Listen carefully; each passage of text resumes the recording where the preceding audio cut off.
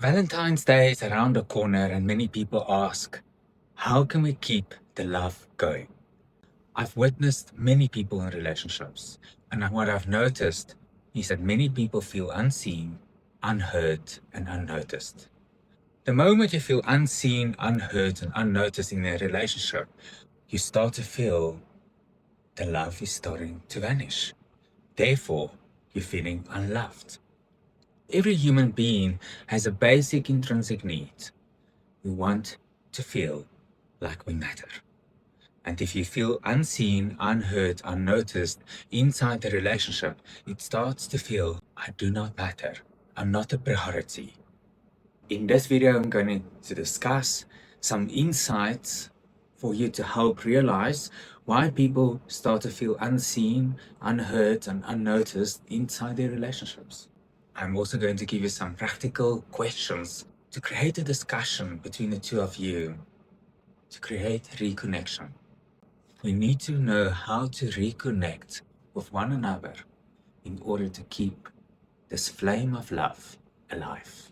The beginning of a relationship is usually passionate, it is great, there's enthusiasm.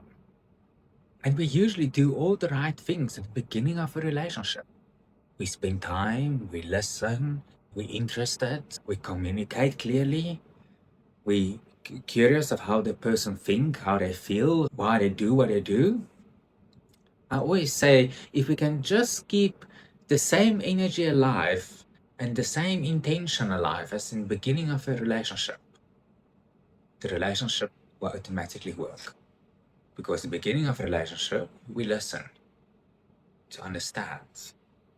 We listen with compassion, with empathy. We are present. Therefore, in the beginning of a relationship, you and the other person feel seen, feel heard, and feel understood. And that makes us feel loved. Life can get so busy and so many things can get our attention that we start to lose the focus of our relationship. And many times we start to take our relationship for granted and we just expect the person to be there. And we forget about their desires, their emotional needs, and their emotional wants. If I think of COVID, what I've learned about COVID, I learned that togetherness is sacred. And therefore, we need to make time to reconnect, to get together, and to feel like we're connected, feel like we mean something to one another. Because many times in relationships, people don't even listen to understand. And therefore, it feels for many people they're in a relationship, but they feel alone. Because they don't feel seen, they don't feel heard, they don't feel understood.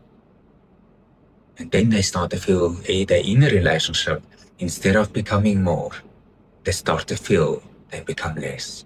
And when you start to feel in a relationship you become less, that's when you will start to feel a sense of emptiness, a sense of loneliness, a sense of disconnectedness.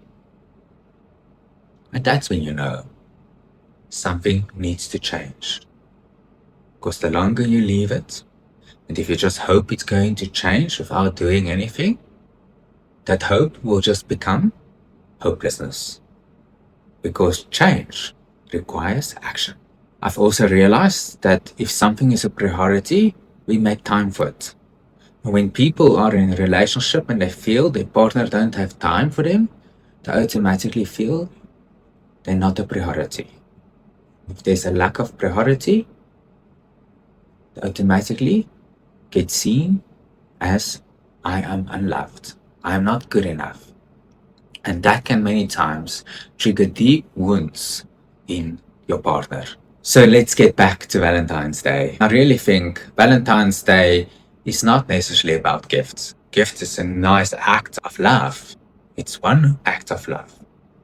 But I truly think the true gift you can give your partner on Valentine's Day is the gift of reconnection.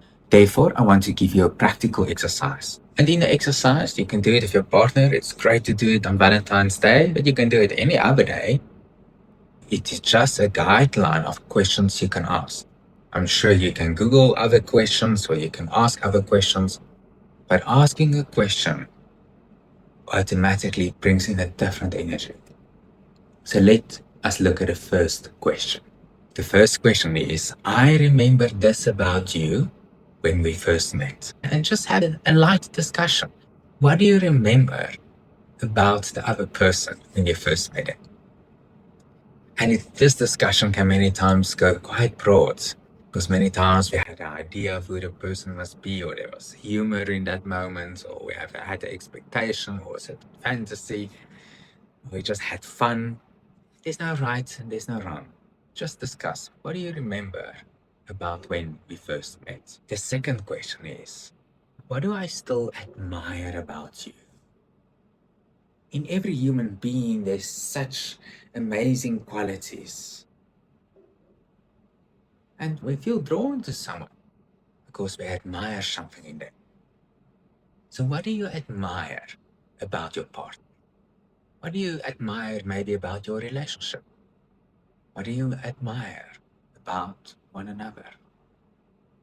By admiring something of someone, you also embrace their own uniqueness. And then have a third question. This is something I miss between us. What do you miss between you? Maybe in the beginning you felt we can just chat for hours. I miss that. Or we always were spontaneous and we just done things out of the box. I miss that. We always had a sense of playfulness and the lightness. I miss that. Just having a light discussion of what do you miss between the two of you. Don't go into a fight. Don't go into rightness. Keep it light. Keep it simple. These type of questions can help us to reconnect. Can help us to feel seen, to feel heard, and feel understood inside our relationship. When you feel safe in a relationship, and when you feel seen, you feel heard, you feel understood, you automatically feel loved. And then what happens in your nervous system? Your nervous system softens, your defensiveness drops, and love resurfaces. I've seen people who buy 100 roses and have this most amazing picnics and romantic dinners. That's a beautiful gesture. But love doesn't need grand gestures in order to survive. For love to survive, it needs reconnection. Remember, love is about to see one another again. Not to see with the physical eyes, but to see one another from an emotional space. And relationships teach us to reconnect with our emotions. It teaches us to reconnect with someone else's emotions. And it teaches us to understand our inner world better. Therefore, a relationship is a gift to yourself, and a gift to understanding your inner world. May you have a beautiful Valentine's experience. If you're with someone, without someone, remember, relationships is not necessarily about a romantic partner. All of life is a relationship. And you can have ways in order to reconnect with yourself, even though you don't have a partner. But if you have a partner, use this space to reconnect with them and to reconnect with one another, to keep that flame alive. Because relationships can be magic.